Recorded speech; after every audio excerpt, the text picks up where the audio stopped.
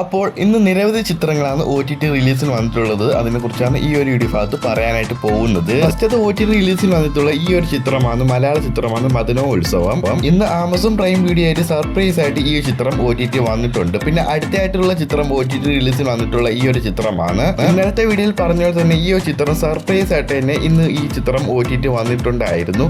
ഈ ഒരു മലയാള ചിത്രമാണ് മുറ. ഇന്ന് ഡിസംബർ 20 സർപ്രൈസ് ആയിട്ട് ആമസോൺ പ്രൈം വീഡിയോയിൽ ചിത്രം OTT വന്നിട്ടുണ്ടായിരുന്നു. ആക്ഷൻ ത്രില്ലർ മലയാള സിനിമയാണ് ഈ ഒരു മുറ. ഇന്ന് പ്രൈം വീഡിയോ ചിത്രം OTT വന്നിട്ടുണ്ട്. അടുത്തായിട്ടുള്ള അപ്ഡേറ്റ് എന്താന്ന് വിചാരിച്ചാൽ ഇന്നലത്തെ വീഡിയോയിൽ പറഞ്ഞായിരുന്നു ഈ ഒരു കടകൻ ഈ ഒരു മലയാള ചിത്രം ഇന്ന് ഡിസംബർ 20 സൺനെസ്റ്റിലൂടെ ഇന്ന് വരുമെന്ന് പറഞ്ഞായിരുന്നു.